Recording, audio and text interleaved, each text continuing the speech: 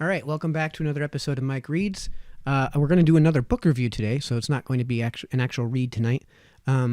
Today, I'm going to actually review Thomas Paine's Common Sense.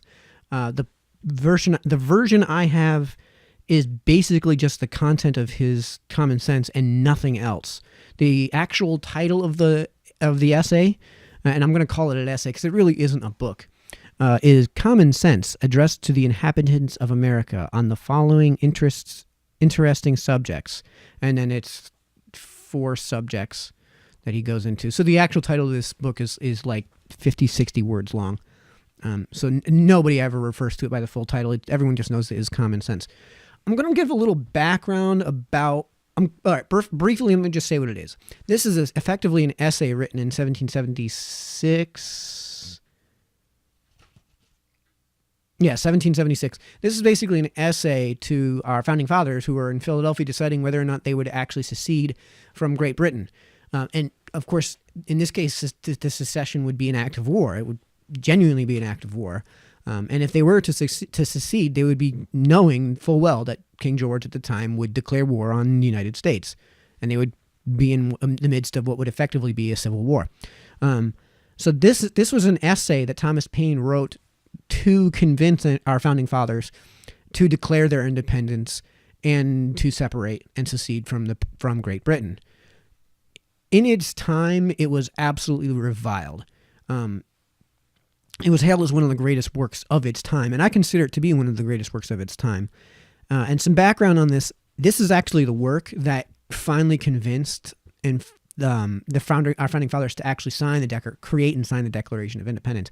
As I recall, from that original convention, I believe only 3 or 4 people did not sign the Declaration of Independence, if there were any. I could have that wrong. If it was not unanimous in its agreement, then it was nearly unanimous. When an entire country was largely split on whether or not to secede, it was almost entirely this work that he had to write as under an alias, and print under an alias in order to actually release, because certainly the way it was written and because of the government that was in existence at the time, he would have had a bounty put on his head for sure. So I'll just give the review right out. This is one of my all-time favorite reads. This is probably not a 10 out of 10 because there are some places where the content is actually a bit wrong. But this is one of my all-time favorite reads. In terms of the way it's written, it's absolutely astounding. The way it's written is probably more common to the parlance of 1776, whereas in 1776, a lot of writers would try to write above the average reader. Paine actually reduces himself to the least common denominator here, but it does so in such a tasteful fashion. And to be honest, there's not a lot of translation that would need to take place. Whereas, I realize Shakespeare's older, but Shakespeare's works are actually very difficult to read just based on the language alone. I would also like to add that the whole book, if you're going to call it a book, the whole book is 36 pages long. This is something that took me 4 afternoons to read, and I'm a very slow reader. So I love that. I love that the point is made in such short terms. I don't think that the verbosity of guys like Webster or Herman Melville, I think it's wildly unnecessary. And Paine, like I said, anything that's going to be able to succinctly get to the point. This is a huge part of why I consider To Kill a Mockingbird my all-time favorite read, because Harper Lee gets that whole book done and over with in about 85 pages. The point is made. It's made in English anyone can understand, and it's really well done. So I would honestly give this probably a 9.5 out of 10 if I'm not going to give it a 10. If it's a 9, it's the strongest 9 ever written. As far as nonfiction is concerned, this is probably my favorite read, period. And this may be my second favorite read ever, outside of Harper Lee's To Kill a Mockingbird. The actual content, as far as the actual content is concerned, is basically broken up into 3 sections. And I would say that it reads almost like a speech, almost like Thomas Paine is giving a speech. It's not like it reads like a section of a debate. It's not like it reads like a proper essay. It reads almost like he's one of the great orators of his time getting up to the podium and making this great speech. And it was so widely, it was met with such unanimous praise and so highly regarded even in its time that there are actually excerpts from this essay that were almost verbatim copied over into both the preamble of our U.S. Constitution and in our Declaration of Independence. And, I'll just give you, so read the introduction, read the postscript to the preface of the third edition, because there are many editions that even he wrote, and he made updates to those editions over the course of the next 20 or 30 years after he initially released it, and did eventually come out and reveal his name, I believe, in the third edition. But yeah, do read the introduction. It gives a really good understanding of how the document evolved over the years, from Thomas Paine's perspective. And, I'd say probably the summation of Paine's perspective on the role of government and what tyranny is and as it reflects government is summed up in the very first sentence of the very second paragraph of the main body of the text. Society in every state is a blessing, but government, even in its best state, is but a necessary evil. In its worst state, an intolerable one.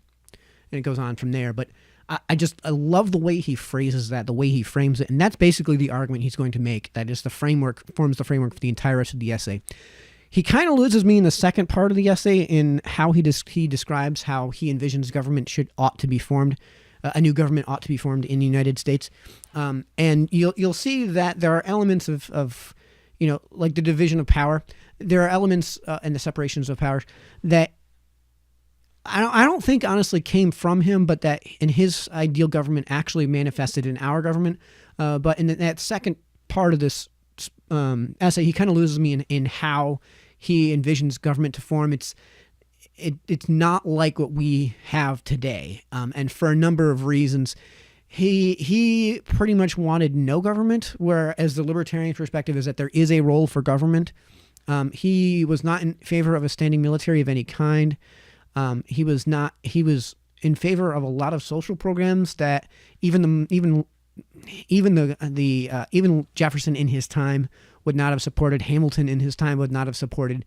And there's a reason that he would have afforded a lot of plenary power to what would manifest as the president. He doesn't call it the president. So his vision of government is kind of wrong. It's actually almost closer to a semi-anarchic communism than it is to what we have today, which is a constitutional representative republic, and what our framers decided on, which was a constitutional representative republic. I think his intention was to create a republic, but it doesn't really manifest that way, the way he describes it. Otherwise, the content is awesome. So Thomas Paine, Common Sense, I would consider this, in terms of civics, an absolutely mandatory read for anyone in any country. I mean, especially if you're in the United States.